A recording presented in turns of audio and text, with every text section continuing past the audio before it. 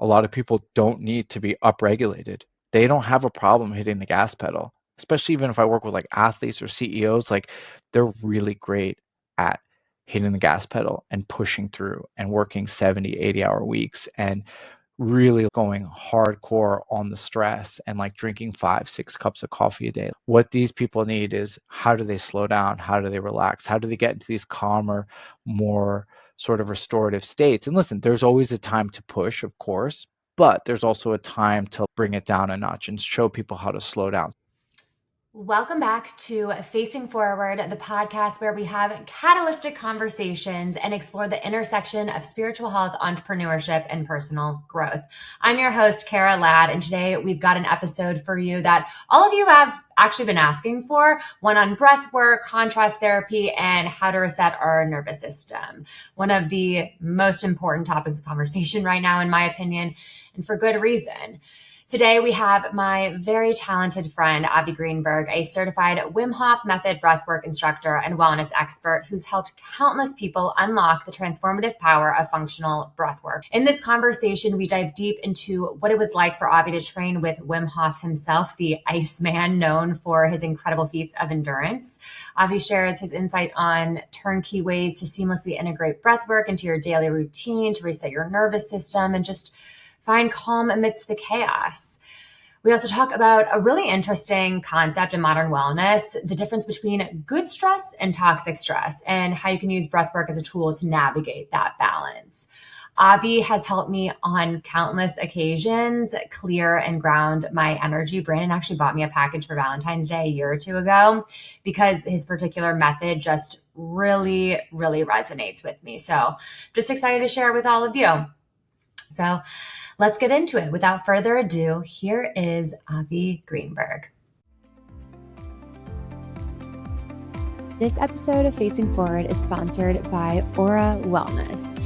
Now, if you know me, you know I'm a big proponent of vitamin drips or IVs. I get them often when I'm traveling or when I get sick to just bounce back faster. And one of my go-tos is a glutathione booster, which is essentially like liquid gold for your body. It's a powerful antioxidant. It's a detoxifier. It's a beauty booster. It's essentially your body's first line of defense in fighting free radicals, which causes inflammation and disease and aging skin, etc. But these IVs can be super expensive and they aren't accessible everywhere. And that's why I'm so pumped about Aura Wellness's glutathione spray. It's called Glutarol.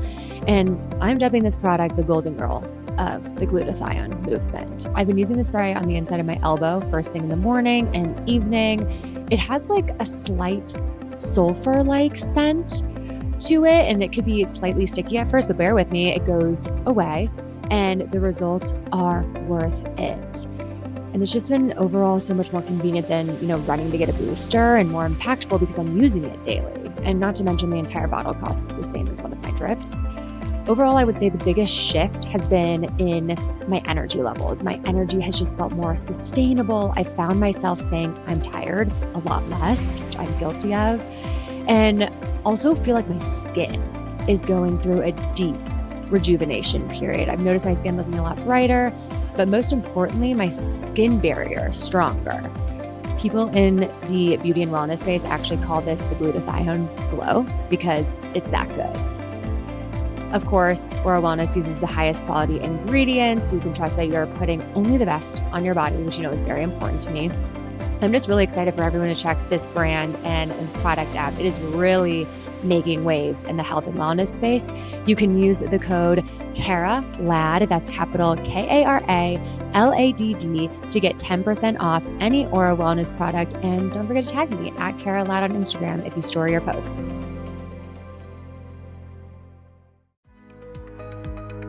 You all know I am a multi-hyphenate entrepreneur. I am a writer, speaker, strategist. I'm now building out a conscious retail concept. And I would not be able to do this podcast without my production partner, New Edition Consulting. New Edition Consulting is a boutique content marketing agency that partners with thought leaders and brands looking to launch, maintain, grow, and monetize their content marketing efforts. Simply put, Every brand today is in the business of deepening their connection with their community. And an intentional, consistent stream of content, whether that be a podcast, a newsletter, or on-brand social media campaign, the content is the spine that holds this effort together. New Edition provides one-on-one, end-to-end, 360-degree content marketing support to all of their talented clients that have packed schedules like mine. Think of New Edition as your accountability partner, your content strategist, growth marketer, and admin, all rolled up into one. If you have been looking to launch or up-level your podcast, newsletter, blog, or social media, but simply haven't had the time, tools, or support, head to neweditionconsulting.co to book a free exploratory call with their team. I genuinely could not recommend them enough. And this podcast, again, would not be possible without them.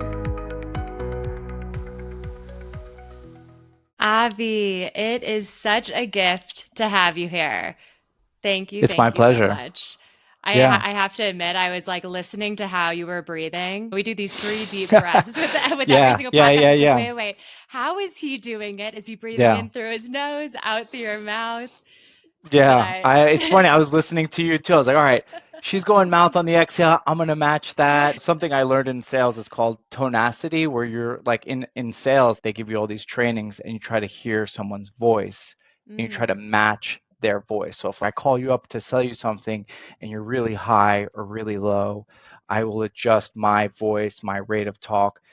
And now as a breath coach, I do the same thing with breathing. And sometimes I'll try to influence the breathing. If I'm with my wife or my kids and I can see they're like frantic, I'll try to purposefully create a different breath. But with you, you're always so grounded and chill whenever we connect. I'm like, I'm going to Thanks. match that breath. Yeah, for sure. Thanks. Don't always feel like it. But yeah, I think about that with mirroring actually too, just like in energetic work overall. If you want someone to be like calm or composed or drop your shoulders, you always want to mirror the person, or even speaking. I forgot where I heard Yeah, this online. If you just are mirroring someone's conversation back to them, it like makes them like so enthusiastic about the conversation because they totally. feel so seen and they feel so heard. Yeah, It's yeah, fascinating. for sure.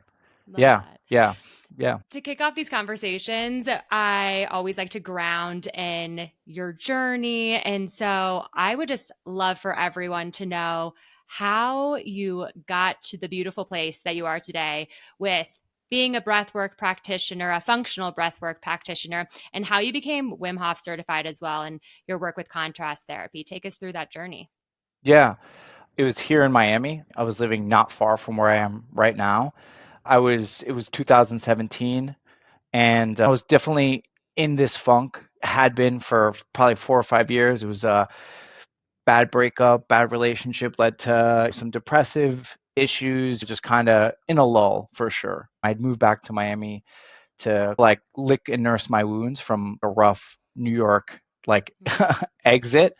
And I definitely had waned from healthy to unhealthy. The constant through my 20s and 30s was like a regular marijuana practice, like a addiction of just the ritual of coming home after work and rolling a joint. That was like the one thing I always did. It was like a numbing. It was like a numbing ritual. And just knew that it was giving me a lot of issues. Anxiety, I was starting to get like bad bouts of anxiety. I remember being on the highway one time and feeling like I couldn't really breathe on 95, I-95, driving 80 miles an hour and just feeling like my hands got clammy. I was feeling sweaty all over and just a total disconnection to my breath, not even knowing about breath or anything in that regard. It's just always being congested through my nose.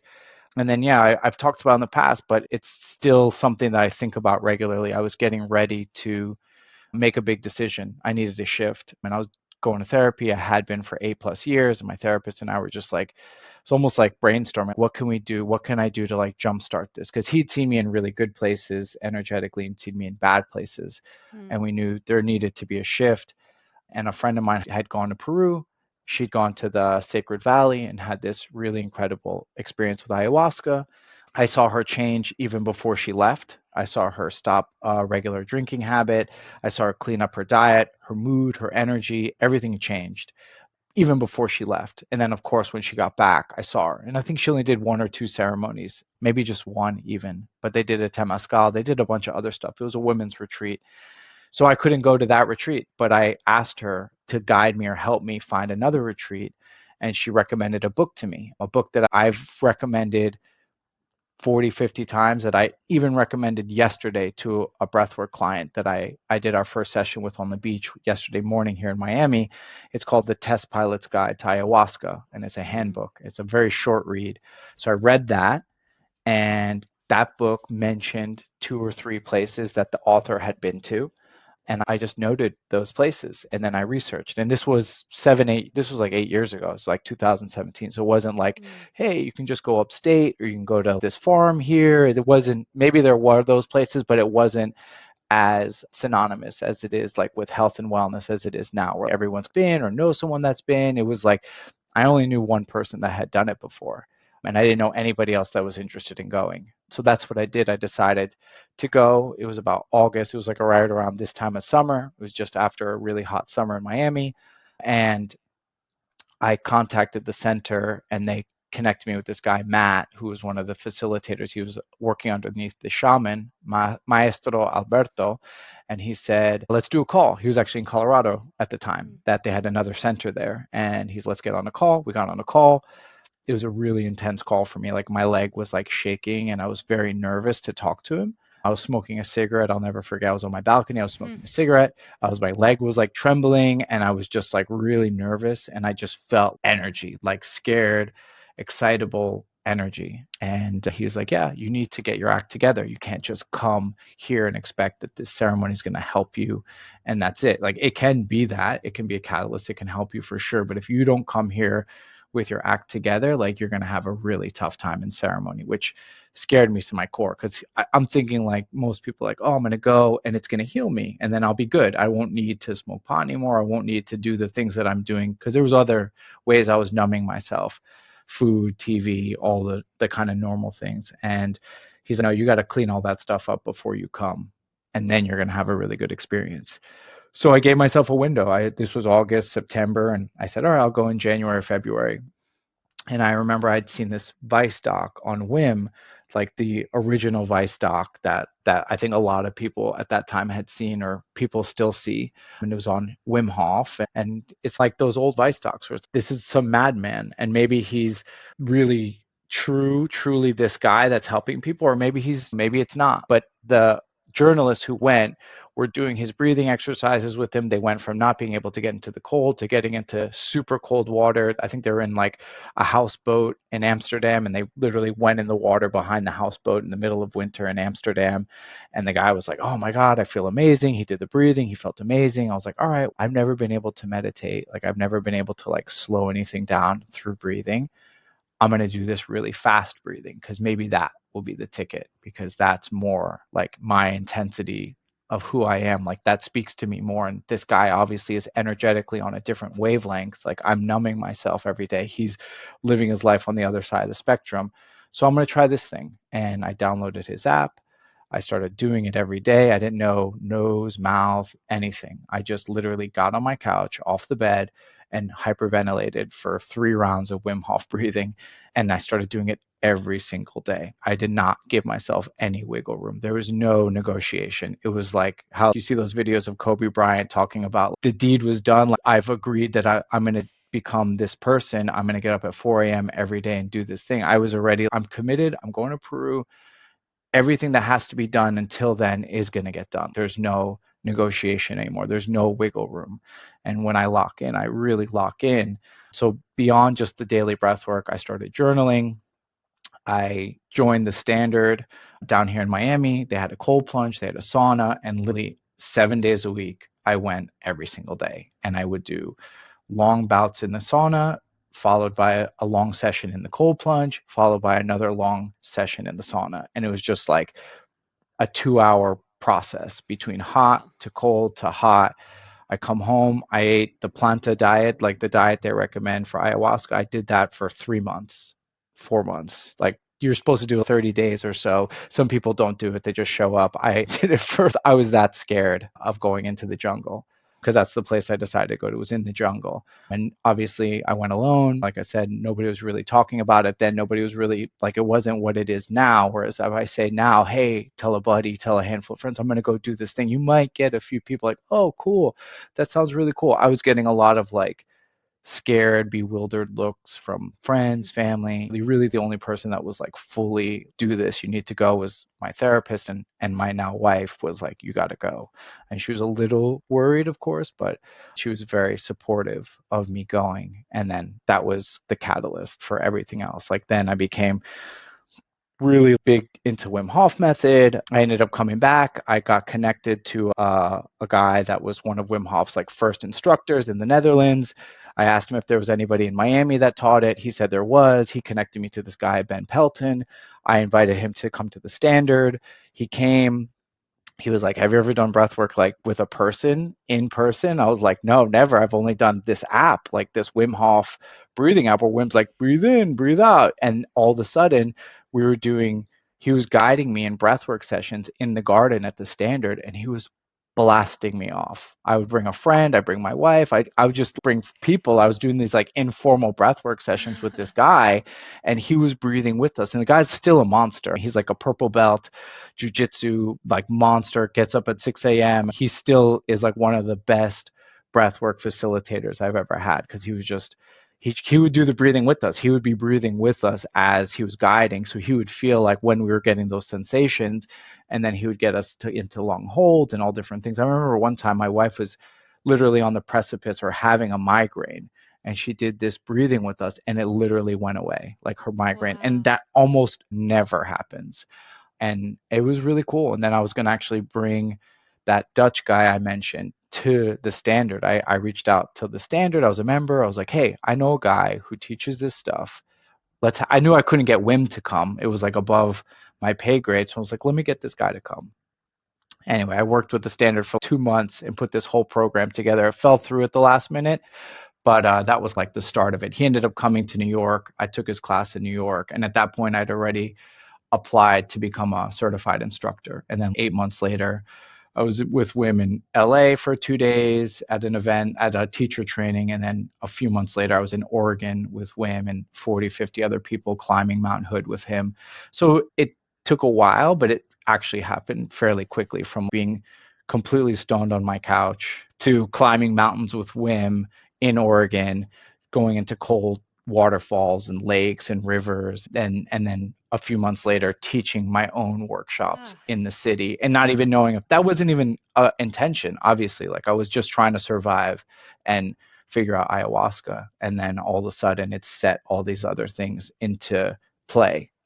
Oh my gosh, I have so many follow-up questions. Yeah. One, I think it's really honorable that you just were so disciplined with yourself from the get-go and that preparation, because I don't know if I spoke to you about my ayahuasca experience. That was like, I wouldn't say it was profound in a very simple but very sacred way. I wasn't like, Yeah. blown into another universe. It was really a very sacred and silent meditation for hours on end. But what was that ayahuasca experience like for you? Do you feel like that preparation really made so much of a difference compared to the people that you were sitting alongside?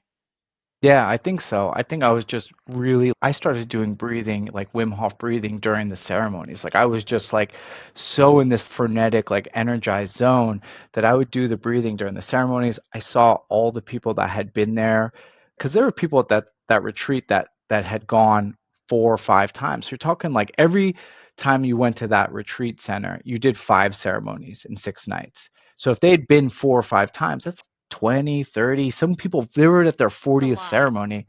It's a lot. And these weren't like just like hippie people. One guy was a restaurateur that had 8 or 10 restaurants in LA. Another guy was a Berkeley-based attorney for biotech companies. Another guy was award-winning film director who had won a Palme d'Or and an Oscar film. Like I was looking at these people that had been there before. I'm like, oh, they're sitting up, they're on the rocking chairs, they're not lying down, they're sitting in the back, they're not in the middle, like in the frenetic, like crazy zone of the ceremony. Like they're like chilling on the backside. So I was like, I'm going to sit up, I'm going to do my breathing, I'm going to sit up straight, First night was like getting out a shot out of a cannon, just because there's so many wild things happening in the room energetically and visually. Like, obviously you're hallucinating. And the second night, I'm like, all right, I'm not here to hallucinate or trip. I'm here to work on the inside. So I actually started using, my sister had gave me this scarf, and I brought it into ceremony with me, and I actually started tying it around my eyes just to go in, because I was like so distracted. Like, you could see geometric patterns, animals, like I was seeing the helpers walking around with huge angel wings. I'm like, it's amazing, but that's not why I'm here. I'm here to heal. And so the intention became very solidified after the first night. And then I just really connected to the shaman, the ikaros, the songs, and everything. And people are always like, oh, wow, 5 ceremonies in 6 nights? That sounds nuts. Like, the truth is, the ceremonies kept getting better. Like, I kept going more into the medicine and more connected to the medicine and more in line with everything. So it felt just very aligned and connected for me. And I was very comfortable with the medicine. And the last night wanted them to give me like a bigger dose. But it's not my call. The shaman was just like, no, this is a good amount for you. And I was like, all right, cool. And it always seemed like it was such a small little, like, nothing, but you know how profound it is. Like, it was enough to give you what you needed. So yeah, every night was different. The successive nights were helpful, though, to feel like, all right, I can piece this together. I can download this stuff a little bit more. But there were definitely nights similar to what you're saying, like very sacred and very connected and very calm. And I felt like I wasn't in control, but I was allowing the medicine. I kept repeating myself, take me wherever I need to go. Show me whatever you need to show me. I'm here for that. No deceased relatives came to me, nothing like that. It was just very much, I felt like the medicine was like working its way into my system and like cleansing me. And maybe had I been eating like pork or red meat or drinking or smoking leading up to it, it probably wouldn't have been that experience, because there were people that were there that I was seeing them. They were having really challenging ceremonies, and I'd asked them. I go, well, did you prep? And they're like, prep? What do you mean prep? They became friends eventually, like after everything. And one guy was like, yeah, I was in Barcelona 2 nights ago having tapas. Another guy was like, oh, I was having martinis and oysters in Toronto a week before we came. It was just like, it was a whole different playing field. I think I was going alone. I think that really solidified me having to be focused on the process. I think having my partner there or a friend there might have made me think, oh, they're chilling out. They're not really taking it so seriously, or I have to take care of this person because they're going too. It was all about me doing what I needed to do. And and obviously I didn't have kids, then I was really dialed in. And I took everything I read in that book to a T. Yeah, it's incredible. My opportunity came, and I think you were actually the one that sent me the first ayahuasca place I was looking into, and it didn't end up working out. But mine just, she always shows up when it's meant to. And she like came to me on a plane like she did 5 or so years ago, and I was invited by this like shaman that lived in the Hamptons, as one does. And yeah, of course. but it was like it was a 2-week turnaround time, and I feel like I eat rather clean anyways, and don't really drink, so I feel like my body was prepared, although I was drinking caffeine. But I, like, similar to what you were saying, like the medicine does like massage within you and open within you, and just gives you exactly what you need. So I always love to hear what people's experience was, because mine was just like so soft and gentle and very quiet, and it was just like such a mirror for me to turn inwards. And sometimes you need that like disruption, but it seems like it was such a powerful catalyst. The intention, again, from the get-go, is really what really stands out to me. I would love for you talked about the Wim Hof method, and for those of my community that don't know what it is, can you describe what that methodology looks like? Yeah, so it was started by Wim Hof, who's a Dutch sort of, superhuman kind of guy. He's broken a lot of world records, some of which have been really harrowing near-death experiences. He's pushed himself beyond normal limits. He is a father. He's a grandfather now. So he's in his, I think, early 60s maybe. And he founded this method, but it's based on principles from Tumo monks. So the monks from the Himalayas, they do these breathing exercises to activate a sympathetic response in their body, where they're like creating like an energizing, if you're a yogi, it's like a Kalabati style, like fire breathing, where you're like creating heat in your body. So these monks that were really the origin of this style of breathing used to do this breathing exercise out in the snow, and they'd wrap their bodies with cold, wet sheets, and then they would use this breathing to heat their bodies up to warm and dry the sheets off their back. And Wim is a yogi first and foremost and studied Sanskrit. I mean, he went deep. He went really deep into yoga and still comes across that way because he can do every single pose. I mean, he's in splits. He's doing, the one-handed Superman pose. He's doing everything. And he studied these monks in Sanskrit, and then he brought these practices back to Europe and spent a lot of time in the Pyrenees, spent a lot of time in obviously the Netherlands where he's from. And basically his son and his family designed the business around these ancient practices because Wim was practicing them alone. He was just like a wild guy. He would go out into the cold, he'd jump into these frozen rivers, these lakes, he was climbing mountains, he was doing things barefoot in the snow, and it wasn't really a business, but his son actually pioneered this business of the Wim Hof Method, which is known as three pillars. It's the breathing exercise, like I mentioned, is this activating breath where you're breathing rapidly over and over again, about 30 to 40 times, and you're following that 30 to 40 breath with an extended breath hold at the bottom of the exhale. And then it's mindset. It's being open and available to do difficult things like sitting in ice baths or climbing a mountain or doing a daily practice of this kind of intense breathing. And then the third most famous pillar is cold exposure, the modern health trend that we were just talking about before we hopped on, of cold plunge ice baths that is so popular right now. Wim Hof has a definite part in the popularity of this because he was maybe the first person of any notoriety to put this practice out there and to get into really cold water regularly. Listen, sports teams, animals in nature, Van Gogh, there's points in history where people and in nature where people have been doing this for forever. So I say all this stuff that this was ancient practices that have been put into modern application, and Wim Hof and his family have a big part in that modern application. That's beautiful that he hailed from yoga. I actually didn't know that, but it makes perfect Yeah, sense with breath of fire from Kundalini and just yeah, Ujjayi breathing, which is like literally what got me to meditate in the first place. I feel like the gateway, yoga is such a gateway for so many people. totally. But I'm so And for curious. him, Yeah. I'm so curious. What was it like to train alongside him? Because you did some yeah. excursions with him, right? Like, do you have any Yeah, yeah, crazy yeah, yeah. stories?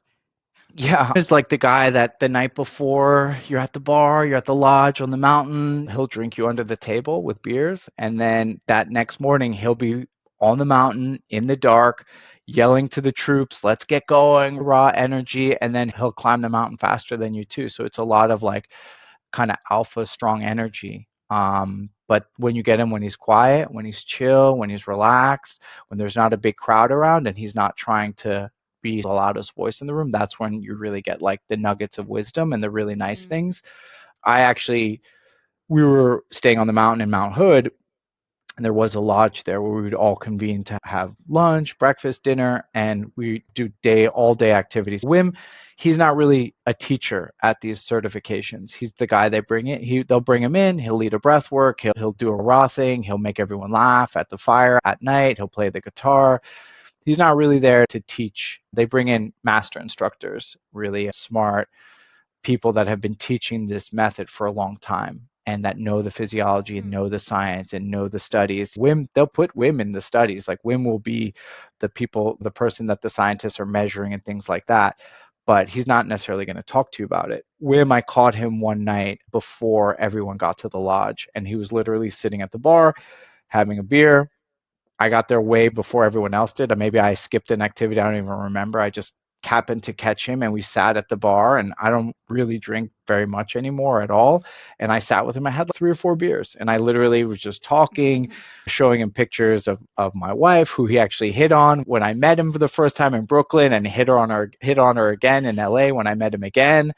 And I was like, "You remember her, right?" And he laughed, and we just had like a nice, calm, quiet chat and just talked about like the impact that he's bringing to the world. And, Wim, typical, had ice cream stain on his shirt, had a cracked cell phone. The screen was completely cracked. It's your like 14-year-old nephew who's, just like letting loose vibe, and there's no filter. There's no sort of there's no fear of any sort of like public rejection or humiliation. And that's, I think, part of what gravitates people towards him and towards the method, because he is 100% himself all the time. And there's no sort of, I'm putting on this thing so people can, no, that's just him. He's a ham for sure, but that's just him. He's not embarrassed at all. Like, he'll wear the same ice cream stained shirt for 3 days, and then he'll just flip it inside out and have the others wear it inside out for the next 2 days. And that's just who he is. And I think that's what people love about him. Totally. And that's what we're all trying to get back to. It's like a remembrance, like a Yeah, coming home. Like we're all just trying to connect with our truest, fullest, most authentic expression. But that's interesting. I totally. didn't really know like the background of him being this cannonball personality, but having this like Yeah, centeredness. But that really speaks to the method. And can you speak to some of the scientific benefits or some of the most yeah. significant benefits that you've seen, your clients have seen?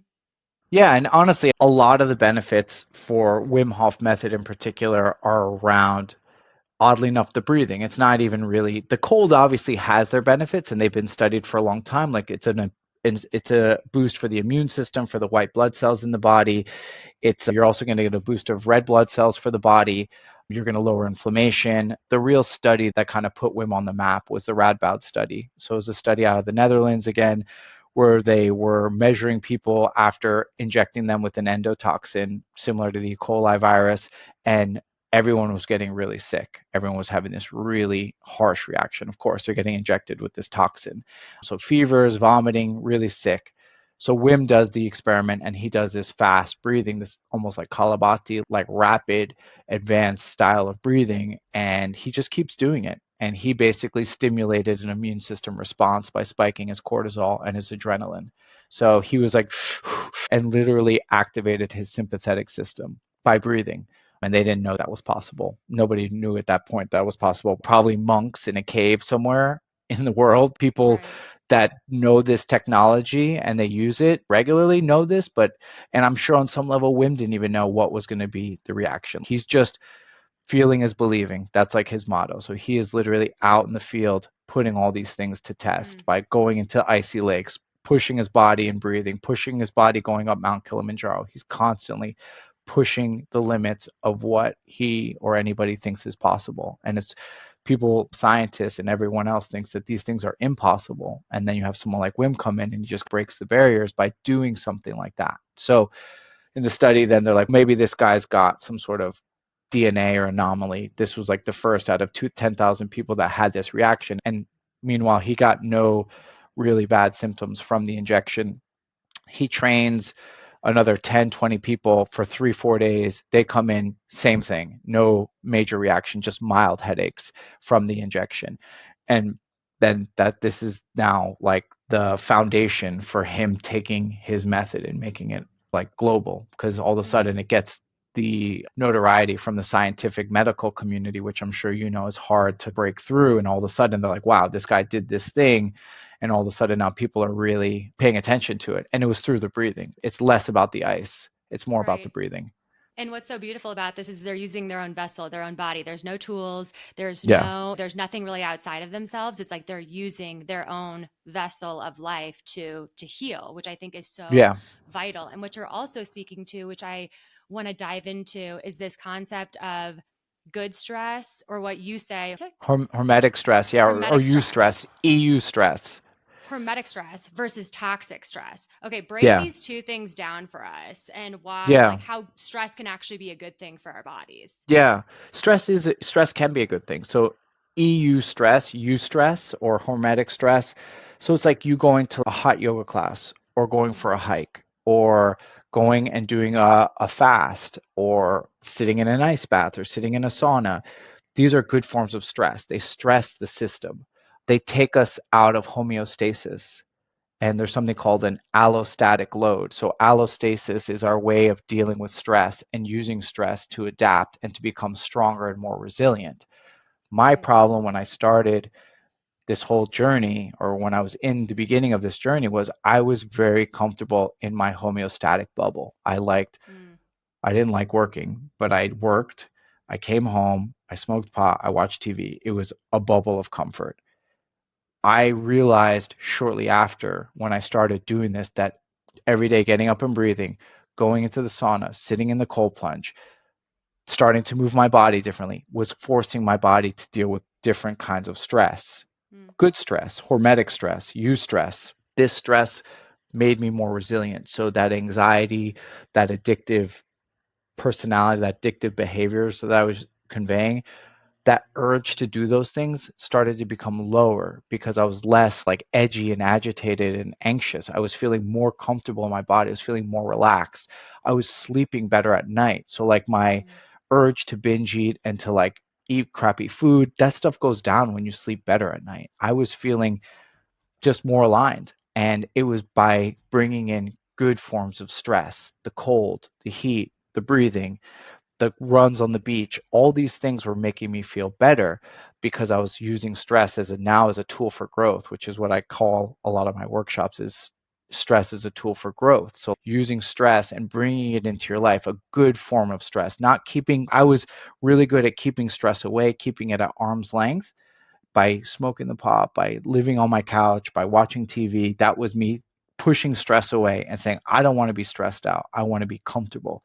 And then all the stress comes, all the toxic stress, all the everyday stress. So toxic stress is everyday stress, social media addiction, living on my phone, sitting around all day, stressing over bills, stressing over money, stressing over jobs. I had jobs that I didn't like for decades. It was all this toxic stress. It's like everyday stress.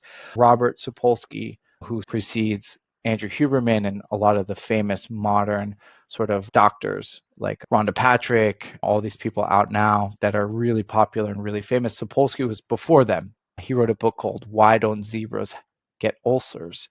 And it's all about this concept. It's all about these concepts of good stress, bad stress. Why are we now becoming so engulfed with all this like stress in our lives? We become addicted to it. Like I see it with my clients. I see it with people I work with. They're like, the election's coming, stress. The COVID thing, stress. Like they consume the news, they consume social media, and it's just keeping them on these sort of treadmills of stress, and they're never breaking away from it. But then you put them in an actually acute, intense, really stressful situation like an ice bath, and all of a sudden they get out of it and, oh my God, I feel so good.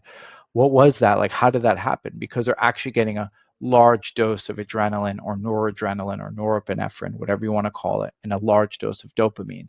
The dopamine from our phone, the adrenaline from our phone is, they call it like cheap dopamine or low level dopamine. And it's not really enough to move the needle for happiness or joy or pleasure, but it's enough to keep us hooked. And it just keeps us hooked. So I was hooked to all these like cheap levels of dopamine and wasn't really accustomed to dealing with any sort of intense sensations. But then once I started to expand my comfort zone and get out of that little box, that's when I started to feel alive. That's when I started to feel better. That's when I started to feel like, all right, this is my purpose. This is what I'm supposed to be doing. This is in alignment for my future. This is what I need. I knew I was on the wrong path, living the life that everyone else wanted me to live, with the job, with the apartment, with all the stuff. It wasn't about that. It was about me doing what I needed to do, whether that meant I was going to be like a hobo or I was going to actually really go for it. That was remained to be seen, but it was a decision, like a fork in the road. It's wild to even imagine you as a big drinker or pot smoker, which, by the way, Yeah. like I went to see you Boulder, like I was like that Yeah, yeah, too. yeah. Like there were years Totally. that I was like smoking every single day, and people were like, "What? You're like this glowing, vibrant being of health now." And I was like, "It's because when I have committed to my practices and had that gentle discipline, a balance of that flow and form." I feel so good. And what you're speaking to is that good stress, that like recycling of that stress. It's like that propels you forward. I keep on thinking of the ranch in Italy and Yeah. how like I was hiking. I feel like I don't even remember how many miles, but it was like one of the hardest things I ever had You to do. told me it was like 8 or 10 miles, It was like it like was long 8 to 10 hikes. miles, but like up a Yeah. mountain every single day. We would wake up at 5:30. We would hike for 6 hours. We were eating all vegan, incredibly clean. And it was just like, it was an incredibly mentally challenging experience. And that really is what like the limit is. And once you surpass what you think you can do, that Right. is when it just shifts. That's like a huge, powerful, catalytic moment that just propels you forward, which I feel like Yeah. that's what breath is for you. And you were talking about basically rewiring neural pathways, which you have a Yes. great quote on. You say, if you take someone on a really unique deep breath journey, they can actually restore neural pathways. They can get these creative thoughts, they can have these psychedelic visions, and they can feel really at ease. It's this pattern breaker. And I feel like that's Yeah. what is really at the core of your perspective of like functional breath work. Do you want to talk a Yeah. little bit about that, actually, about like your perspective of breath Yeah. work and just your methodology? Totally. So when I got started, it was Wim Hof only breathing. It was mouth breathing because I didn't know the difference. And I was literally waking up every day and hyperventilating on my couch. I was just breathing hard and fast through the mouth. There were plenty of days where I woke up, I'm like, I don't want to hyperventilate today. And always by the second, third round of it, you're like, all right, I like this. I'm in my breath hold. I'm feeling really good. I got 2 minutes, 3 minutes on my breath hold. This is great. But that first initial point of breathing, it's just fast and hard and it's mouth breathing. You're basically forcing this thing. I learned very early on when I started teaching the workshops. Maybe my first workshop, people were coming in really anxious. I was teaching at Burn in the city, in Flatiron. I had my first workshop, it was like 27 people, and it was all different types of people. It was like CEO types, friends, chefs, a lot of fitness trainers because they invited all their trainers to come. People were really anxious. A lot of type A's, a lot of very control oriented people. I learned within the first couple workshops, like I can't have people do this hyperventilation thing. I got to show them how to slow their breathing down because they're coming in like this. They're coming in with their shoulders elevated. They're coming in, and I can just feel how anxious they are. And Wim Hof breathing is like a form of super or hyperventilation, whatever you want to call it.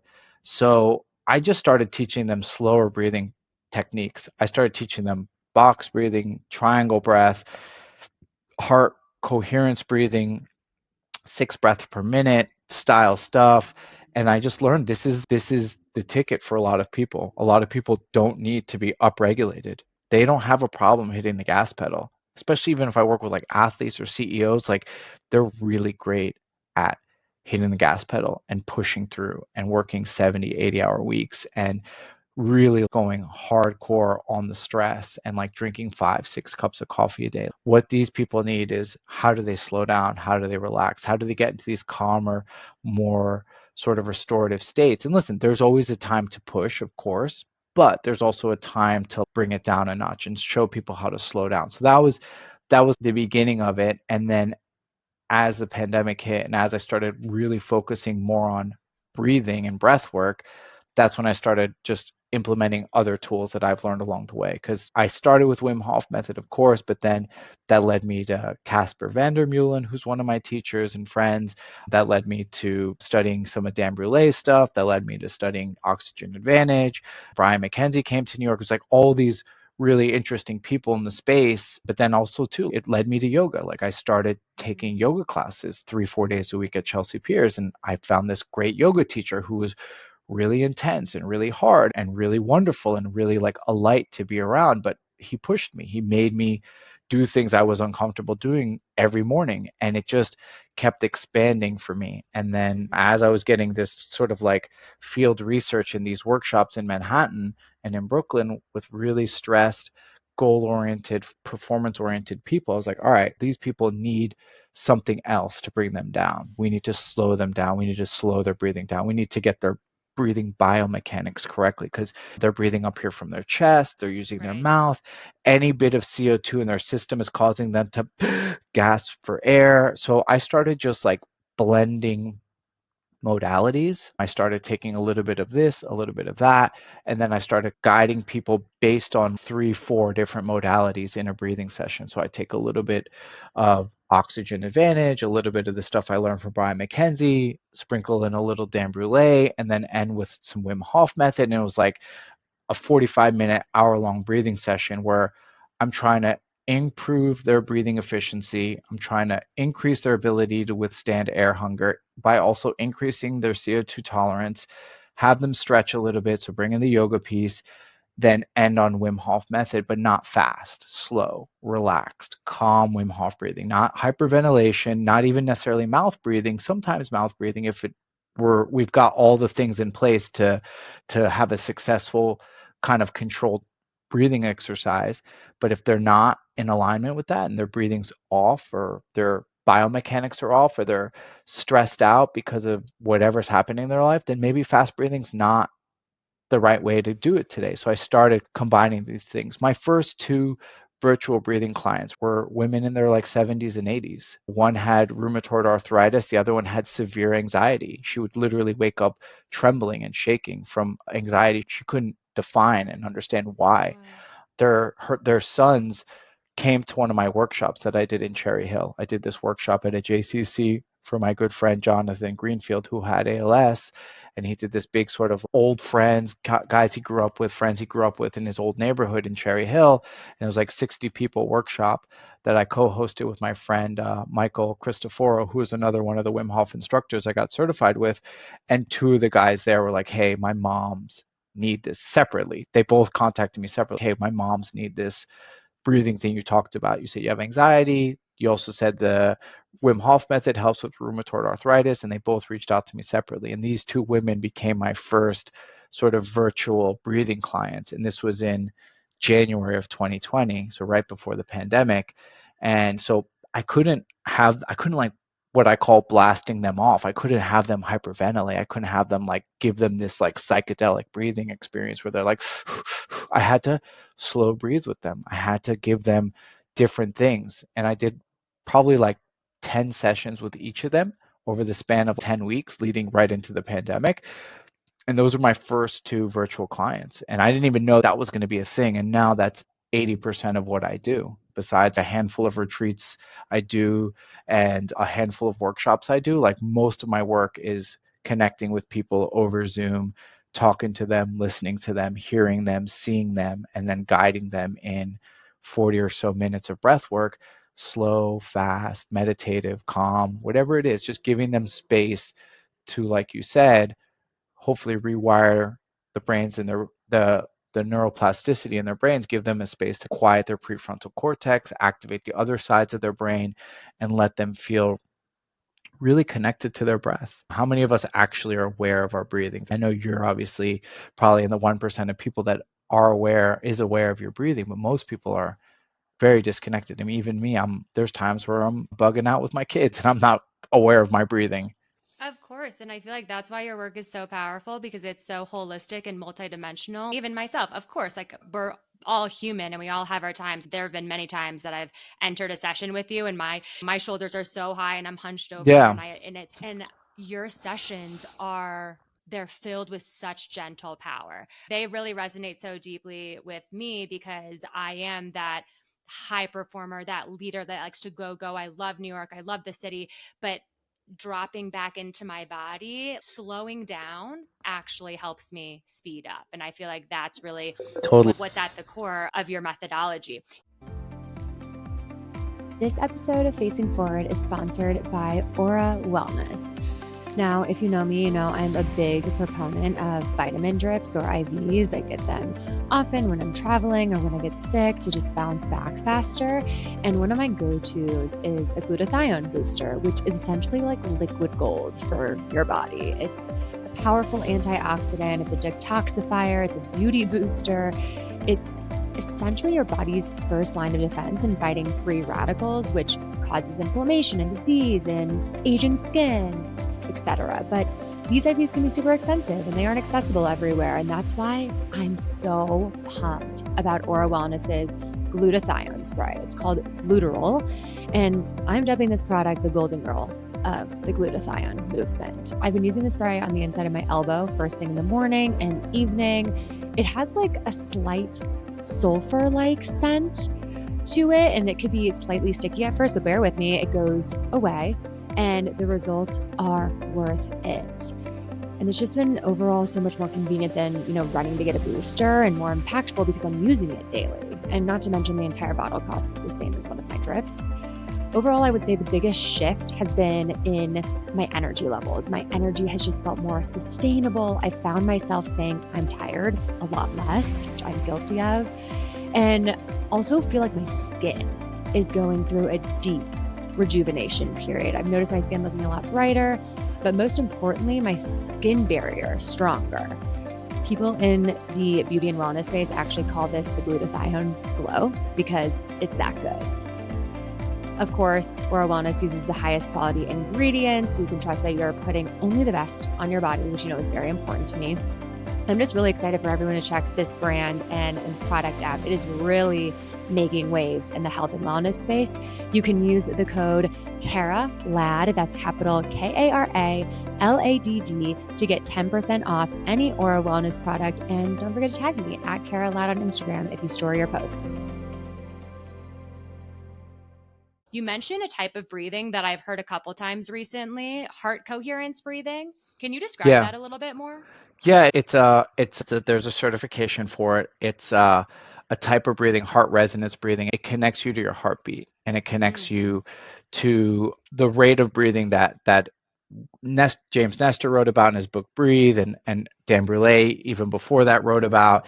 It's around roughly 6 breath cycles per minute. So I do it with a 5-second inhale, 5-second exhale. As you're doing it, you're focusing on your heart beating, you're focusing on your body's internal cues.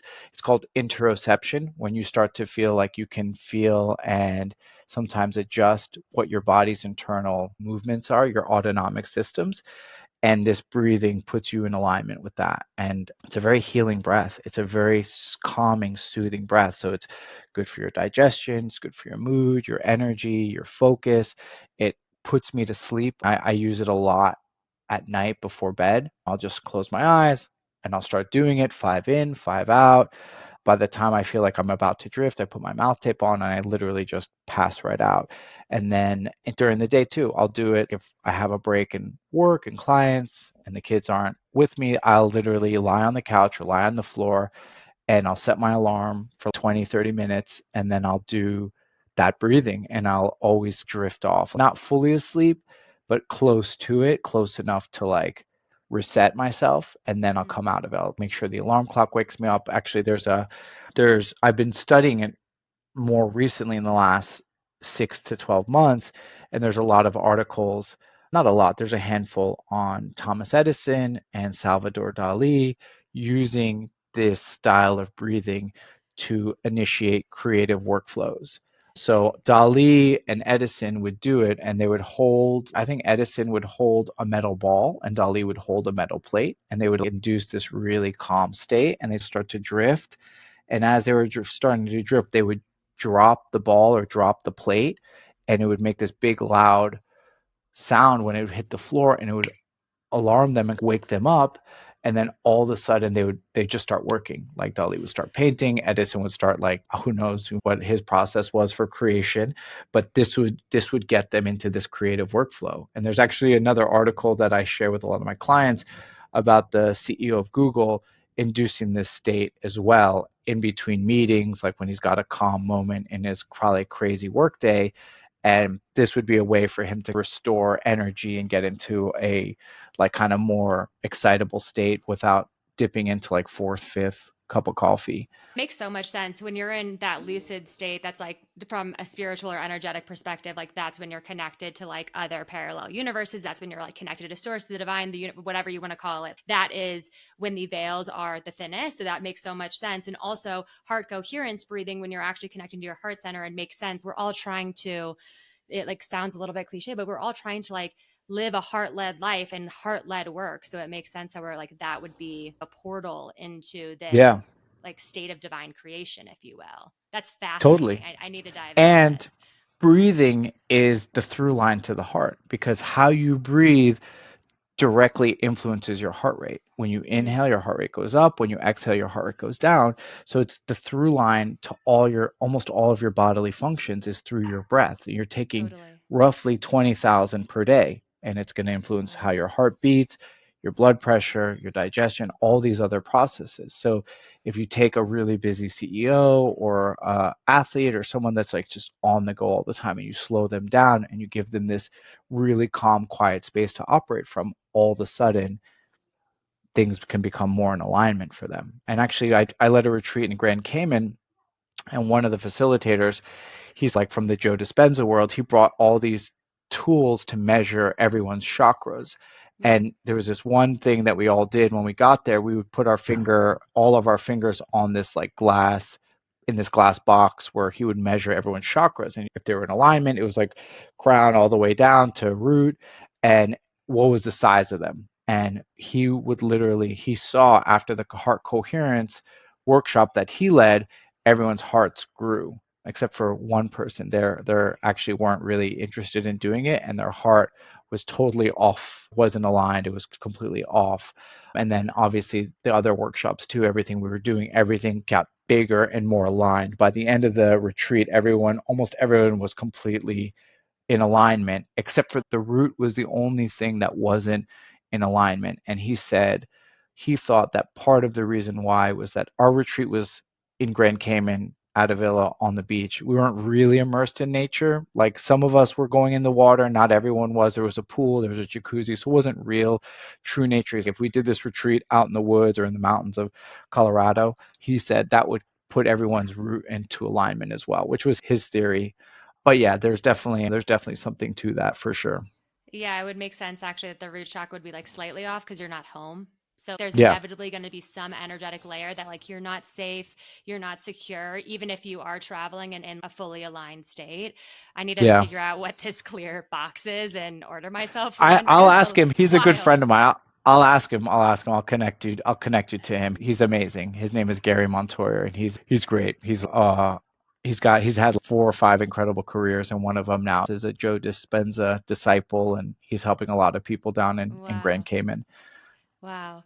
What are some tips or tools? You have taught me so many to just integrate breath work, especially I feel like for the high performers. I think a lot of this Yeah, community are entrepreneurs and they just live in urban epicenters.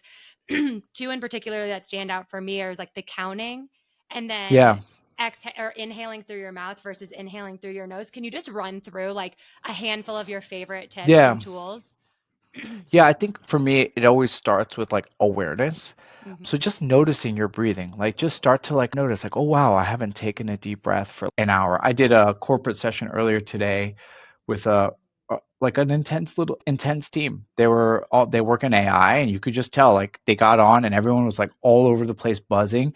And the first 2 minutes of my session is really just like for them to just listen and notice. I read about it in Dan Brulet's book. It's two types of breathing. Conscious breathing is when we, like you touched on, counting your breath and counting the length of your breath, or heart coherence breathing, or Wim Hof breathing. That's us literally telling ourselves how to breathe, which us as humans are the only unique creature that can literally dictate how we breathe and hold and do these things on purpose.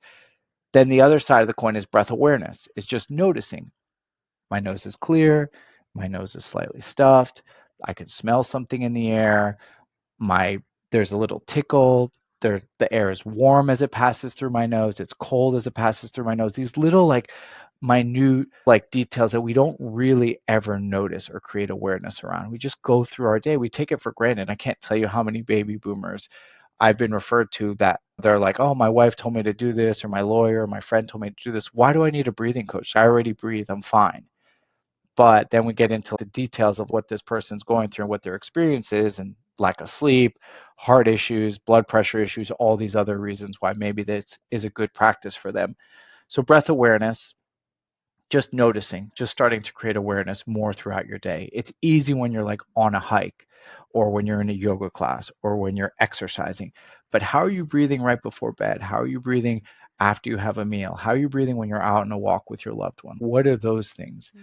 So after that, I love the 5-5 breath, but I also love triangle breathing. Is inhale, not necessarily for a count, but just a full nasal inhale. Hold at the top of your inhale. So that's the other side of the triangle, and then a slow exhale. It doesn't have to be nose, it could be mouth.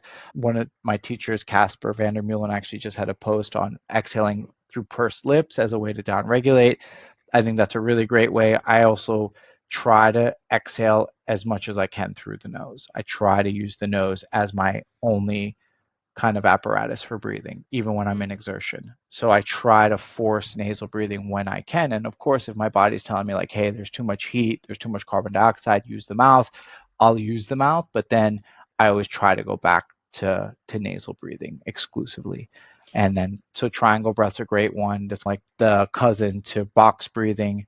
I find triangles actually more calming. I find if I really want to relax, the triangle, the inhale, pause at the top of your inhale, then I use the pauses and the holds to scan my body to notice, am I clenching? Am my shoulders up like you mentioned? Is there anywhere that I can physically relax more? And then use the exhale to relax more. The exhale, like I said earlier, is down regulatory. The exhale Mm-hmm. slows your heart rate down. So as you're pinpointing these areas of tension or tightness, I'm physically almost reminding myself to use the exhales to calm everything down. And whether that exhales through the nose or through the mouth, that's up to the person. But I play with that a lot. And then I also love the humming exhale. So sometimes I'll have someone Love that. inhale, hold at the top, and then activate the vocal cords either through the throat or through the face, like through, you make your eyes kind of tingle and your nose buzz, and you activate the vagus nerve by Yes. humming on the exhale, which as chanting, oming, singing, humming, gargling, all these ways that we can activate our vagus nerve and calm ourselves down faster. And it's a great tool. It's a great tool for kids. I can't tell you how many clients I have now that have referred me to their kids, anywhere from 8 to like 20-year-olds. And there's a lot of kids I'm working with these days. And that's a really easy one that even my 4-year-old does the humming. She does the double inhale, the Huberman famous physiological sigh. My daughter does that. I tell her to smell 2 roses back to back and then to hum it out. And she goes, and it's nice. It's like a nice thing for us to do together. I have yet to have her do it in the midst of a complete baby meltdown, but I've gotten her to do it pretty often. And she's actually even said, Papa, can we do the breathing exercise recently? And it's just slow, takes time, but those are Yeah. great, easy, accessible tools for anybody, any level. Doesn't matter if you're healthy, unhealthy, feeling like anxious or not anxious. Like these are things you could do at any point in time. Oh my gosh, of course. And it's like all about the proactivity and the sustainability. Like, really, it's like Yeah. doing it daily. And I feel like I'm a big proponent of the audible exhales, the humming, activating that Yeah. vagus nerve. That was like a big part of my workshop that I did at Mayamo. Like, that is such a Yeah. powerful way to not only drop into your parasympathetic nervous system and release, but also like elicit states of awe and wonder. And just, Yeah. I feel like when I get out of a meditation where I have that humming, and I have that audible exhale, it's I look at the world through a different lens, like a brighter lens. Totally. And you see it in a yoga class. My old Totally. teacher, Paolo, would have us all om at the beginning of class, and it's Oh, 15, 20 people, and everyone's off. And then at the end of class, we all do the same om, and we're all aligned. And you can feel that alignment through a 90, 75-minute class. We're breathing together. When you breathe with people that you're around, it syncs your heart rate up. So, like mm, someone sits in church, synagogue, in a yoga class together, you're breathing together, like we talked about at the beginning, that kind of matching or mirroring of the breath, mm-hmm, that's going to sync our heart rates up. Our heart rates are going to start beating the same way. And that happens through song as well, and all these other mechanisms. It's mm. really, it's good for us. It gives us community. It gives us a sense of safety, of comfort. If you're talking polyvagal theory, it's ventral vagal. It's like that communal experience where we're all sharing and feeling safe and relaxed and at ease. And that's a healing state for us. And we all need more of that. All of your Yeah. contrast therapy workshops, your breathing workshops. I have Yeah. a couple more questions to ask you. I'm so curious. What is your daily morning practice and evening practice? I'm such a ritual and routine person, and I'm Yeah. like always so curious. Yeah. Listen, my daily now is also predicated on my kids. So Right. I have a 4 and a 2-year-old. Today, for example, this So is cute. pretty typical. I will take them out before I look at my phone, before I do anything. We will go outside. I live across the street from the ocean. So we will take the stroller out. We'll walk across the street. I don't even wear shoes. And literally, we will walk either on the beach path, or today, my son, he's getting really into the ocean, not physically, but he likes to be near it. So we walked across the street and onto the sand, and we saw the most beautiful sunrise, pink. It looked like cotton candy skies. Mm. It was about 6:15, 6:30, and we just hung out there for 30, 40 minutes. I brought a couple bananas for them. It's grounding. It's early morning sunlight. I don't really have a ton of opportunity to do some sort of like conscious breathing practice, but I'm very aware. Like I'm very aware of what my breathing is when I wake up. I know if my nose is clear or stuffy, all the basic obvious things, but then also what's the expansiveness of the breath. So we spent the first 30, 40 minutes just outside on the beach path, on the sand, looking out at the ocean. If the ocean wasn't so rough this morning, I'm sure we all would have gotten into it. And then I come home, have water, maybe 2, 3 glasses of water. At this point now, I'm probably ready for that first cup of espresso. That's my current drug of choice. And so that's like the start of it. And then normally after that point, I'm making my kids breakfast. Today was eggs. It's eggs probably 5 or 6 days out of the week. So I make them eggs. My wife and I have time to chit chat, talk, see what's going on with each other for the day. And then I'm out the door. I'm heading to my office and I'm connecting with clients pretty much off the bat. My clients are typically morning clients. So it's normally the first 2, 3 hours of the workday for me are catching up with clients, seeing clients virtually, sometimes in person. I have a couple people I'll see in person. And then, then I'll get a break. I'll get like a nice 2, 3 hour break. And today was a bike ride on the beach path through the rain of Miami. And yeah, that's typically the morning routine. Sometimes there'll be supplements. I'm actually doing the Cell Core Parasite Cleanse right now. So I'm on phase 4A. So it's intense, but I'm almost done. Just two more, just this phase and one more phase. Today I took creatine. It's not always constantly part of it, but today I did. Magnesium, things like that. Supplements are, for me, it's not always. There was a point in time where I was doing AG1. I stopped doing that. But the supplements for sure. And I like taking fish oil. So I'll take cod liver oil, which can also be intense. But yeah, try to stay hydrated, try to eat. There was a long period of time where I just wasn't eating enough early in the day, and I was literally just muscling through with caffeine. So trying to change that up a little bit and honor also what my body needs, especially if I'm exercising and if I'm moving my body. I know now, after 20 years of not really doing it the right way, that I do have to fuel myself properly. Yeah, it's ever evolving, and it's all about listening to your body. Yeah. You mentioned taping, mouth taping. Is that part Yeah. of your evening routine? That's part of the evening routine. So that's something I do when I get into bed. So my wife and I will both get into bed. We floss, we brush our teeth together. We just have like our wind down, and then we get into bed and we'll sit there, we'll talk, we'll have our moment. And then, yeah, when it's time to shut off the lights, I'll do that 5 in, 5 out. And then once I feel like I'm drifting or I'm getting close, I'll typically I take 3M micro pour, just a little strip, put it right over my lips. Honestly, there's periods of times where I stop doing it. I try to see where I'm at. Realistically though, if I am on top of like my exercise food game and I'm not eating late at night and I'm doing all the things I need to do, the tape isn't really so necessary anymore. It's not something. There are definitely times where I can tell, even with the tape on, you can still open your mouth and breathe through your mouth. So it's not always. And there's actually a lot of anecdotal research now and people talking about mewing and different things like that, like strengthening the tongue, that allows you to not obstruct the air passageway when you're breathing. Because there's different types of apnea. There's people that open their mouth and just breathe through their mouth. There's people that have their tongue blocking their breathing passageway. If you eat late before you go to sleep, doesn't matter if you use tape or not, you're going to have a bad night of sleep. You're going to breathe through your mouth probably. So also the food quality, the food choices. When I first started getting into this, when I was on like the train to go to Peru, I'd only breathe through my mouth. I was always congested all those years of smoking. So when I started doing Wim Hof every day and I was doing the cold and the sauna, sometimes at night, a lot of times I was doing it at night just because of my work schedule, I realized after a month of not smoking marijuana and eating early and cutting out like the binge eating and all that stuff, I was sleeping better than I ever had. I was going to sleep at 9 p.m. and waking up at 6 a.m., 5:30 a.m., no alarm clock every day, ton of energy. Didn't even know mouth taping was a thing back then, but I was breathing only through my nose, no snoring, no nothing. And it was like a light bulb switch. My body fat got down to 5, 6%. I was doing in-body tests so I could see that.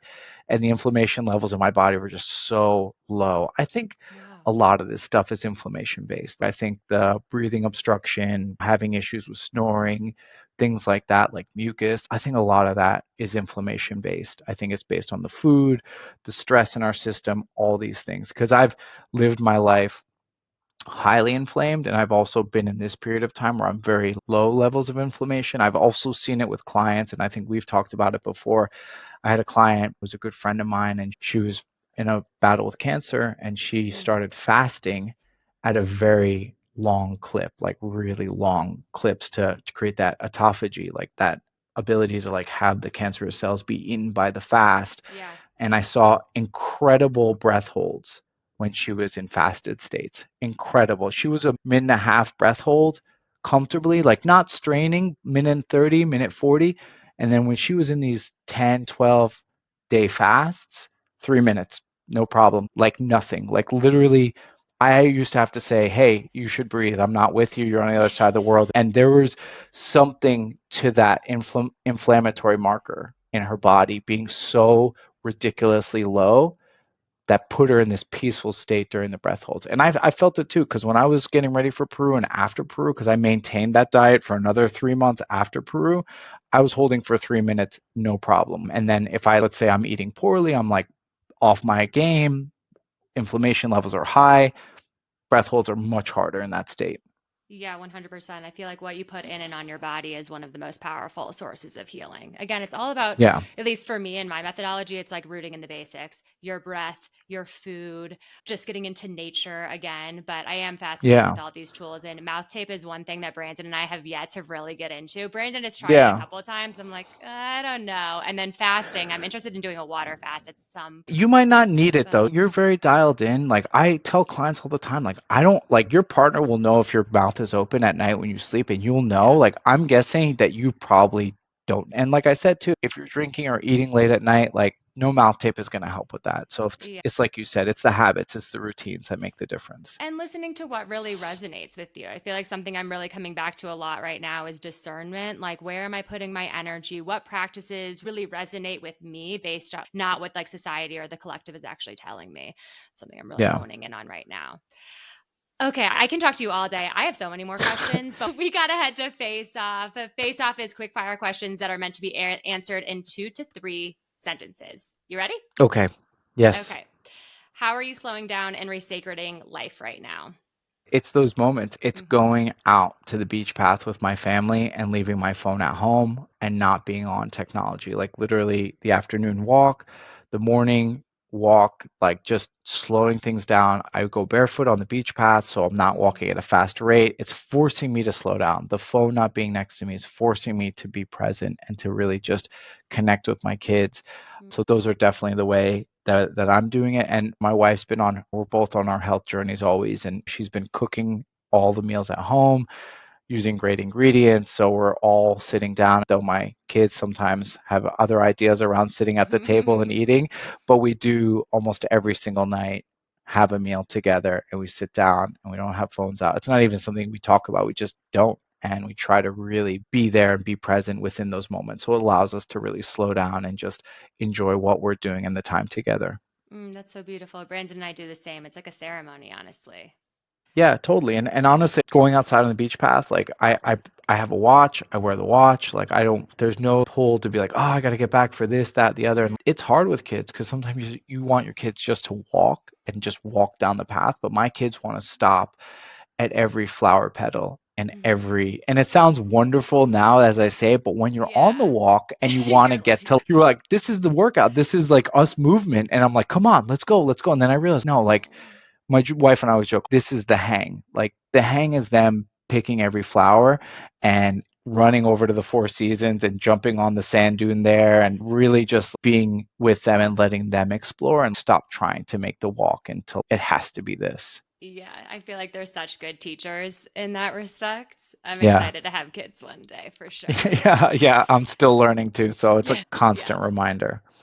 So, on the opposite end of the spectrum, what are you doing to learn and grow right now? Any books, podcasts, any other modalities? Yeah, right now I'm teaching teachers and it's forcing me to go back, not forcing, but it's motivating me to go back and relearn some of the old practices and old teachers, like the methodologies that I learned before, and really putting the practices that I've grown with in the last few years, getting into jujitsu, going to Mexico, studying Janzu therapy, like bringing some of those nuggets that I had from those experiences into the teacher trainings, like into the sessions where I'm coaching coaches into like how to lead breath work and how to facilitate. So that and honestly I have a kind of ever growing list of nonfiction books that I always jump into. And I think we've talked about it, just trying to slow down enough to give myself time to actually process the information. I'm like Yeah. everybody else, I'm always on my phone. I'm getting this like inundation of new stuff all the time. But actually like listening to a podcast and just listening to it, not trying to do two or three things. I was listening to a podcast today on my bike ride, and that's helpful sometimes to listen while I'm moving because my mind is always going. So I was listening to Paul Chek and Gabby Reese, and it was a really great podcast. There's a lot of really great nuggets in there. So I'll go back and I'll re-listen to it and I'll try to like really like hone in on what are the things that I can apply to my teaching or my life. Yeah, I think it's always a pause for me when I go outside on a walk, or even if I'm like unloading the dishwasher or doing some sort of chore. I'm like, and I instantly grab for my phone to put on a podcast, put on music. And I'm really getting good at pausing and be like, do I need this, or do I actually need to be with myself in silence with that Yeah, nothingness, with that no thingness? And I'm pretty balanced right now, 50-50. I bet. Um, Has it been helpful to be out of the city? Is it you think oh, that has rewired like that urge to always be not entertained, but be like stimulated? Because it's oh, of constant course. stimulation. I was just there. It's like never ending. Yeah, of course. I love it, but I think it really is a balance for us. Like I personally need to get out like every 2 to 3 months just to reconnect with my soul. Like I remember telling Brandon in the thick of nomading this summer, like I haven't heard my soul. Like I haven't heard like my Yeah. intuition. It's been so muddy. Like I haven't heard her. And I think coming here, getting back into like my baths, which is like a very sacred experience for me, like going on walks with not a ton of stimulation, just like the wind, the birds, that Yeah. is like getting quiet and getting into nature are the most powerful healers. It's the best medicine. And I Yeah. just feel like everything starts to click from there. Like I find more flow. It's even with like my external, like my skin. I was doing so many treatments in New York City, doing all the things.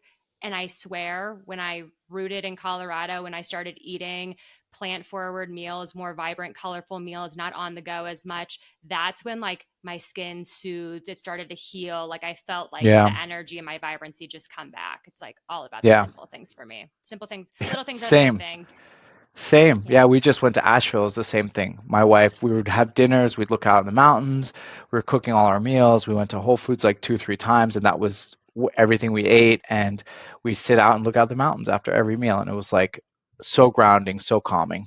Yeah. And it's different for everyone. Some people love the beach, but I'm a mountain girl up Yeah. here for sure.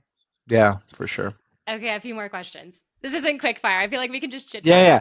No day. problem. No problem. I turned it around What's on you and asked you a question No, from it, I so that was love my it. fault. I love it. What's a recent challenge you faced that you were scared of but you overcame?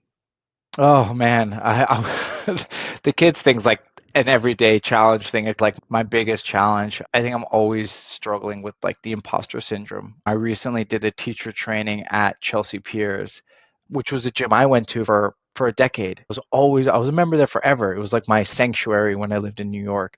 And I definitely was dealing with a lot of not anxiety, but definitely stress leading up to it. Because here was a gym where I knew half the trainers, I was friends with the staff, the GM, my favorite yoga teacher, like all these people are there. And I was a little anxious to give the teacher training because who am I to teach teachers in this modality? And it was definitely something I had to sit with a little bit. And normally when I lead workshops, I don't these days do a ton of new prep. Maybe I'll go back and try to figure out how do I want to talk about things, but I'm not someone that works well off a script.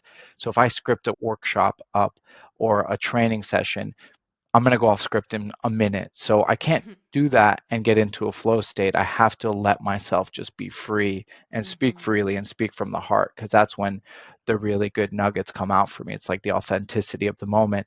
So I think just leading up to that training, it's going to be like a 5 hour training. They want me to really like expedite their understanding of these things I've spent the last 8 years learning. So that's tough too. Just, hey, can you give us the drive through quick version of like how to guide breath work and how to put somebody into an ice bath? And it's okay. How fast can I teach you? Like, how much can I give you? Where am I overdoing it? Where am I underdoing it? It was cool. It was a cool experience. It was great to do it. I've gotten a lot of really good feedback from the trainers, from the staff there. Just, I think, always trying to find these challenges in what you do and pushing yourself to expand your ability. Yeah, one journal prompt that Brandon taught me really early on in our relationship was like, what is one thing you did today that scared you? And I think that always keeps me on my toes and push myself, because just our minds are our only limit, truly. Yeah, totally. And it's a great journal prompt. And there's a Jesse Eitzler video where he talks about this Japanese practice of doing one or two really hard things every year, like really hard. Marathon, climbing a mountain. For me, it was going to ayahuasca or climbing mountains. Like those things are really good for Powerful. us. They Absolutely. stretch us. They make us become disciplined because this thing that's bigger than us, and we Oh, have to hunker in and get serious about it. and that's when it transcends to every other aspect of your life. It's not just Yeah. climbing the mountain, but it overflows into your relationship, into your Yeah. work, into, your own relationship with yourself. It just like really impacts everything in your life. And Yeah. that's what you really start to feel when you're so deep in the integration and the embodiment of it all. Totally. And it steps out of that homeostatic bubble like we talked about, like just Yes. getting out of that like zone of like comfort and this is the thing that I get through the day with and this is how I get to the next day and the next day. It's like I know for me, I have that kind of craving again to find that big scary thing to do or to sit with and to go for it. Like it's been a while, so I've known my heart there's that calling again and I'm on the verge of trying to figure out what that next challenge is. What is one thing you wish people knew about you? It's a good one. I think for me, I would like for people to know that when they come to a session or they come to a workshop, it's not about me at all. It really is about them. And my goal is to give them something or to help them find something within themselves that's going to help for their existence. Like it has nothing to do with me. Like I'm lucky enough to have found great teachers and discipline at times to really help me push through and figure some stuff out. If I can help anybody find that level or that gear for their life or that ability to push through something or to work with something, that's what it's all about for me. I don't promise anything or hope. I have hopes, obviously, and aspirations, but the goal is for people to connect the dots within their own life. And if I can help them see that through line through breath work or through cold exposure or sauna exposure or hike or an experience, then that's the goal.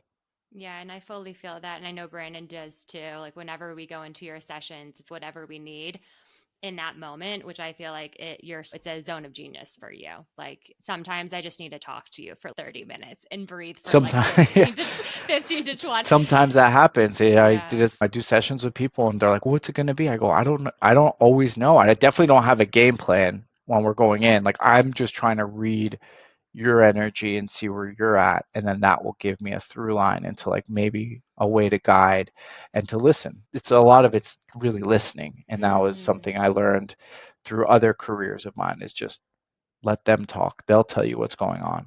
Amen. Amen. I'm so excited for everyone else in this community to experience your work, your sessions, your workshops, your retreats. And on that note, what can we expect from you growing forward? You have a lot of amazing things in the pipeline. Yeah, thank you. It's been a blast having this conversation, as I always. know. I'll be leading a retreat in November. I'm just finalizing all the details for it now, but it's called Call of the Wild. It's in Joshua Tree. Love that. It's going to be at the Pioneer Town Motel. We're bringing an amazing chef, Paul Waxman. We've partnered with the Pioneer Town Motel. They have a great kind of vibe out there. It's Western, it's the true desert. We're going to be doing hikes in the national park.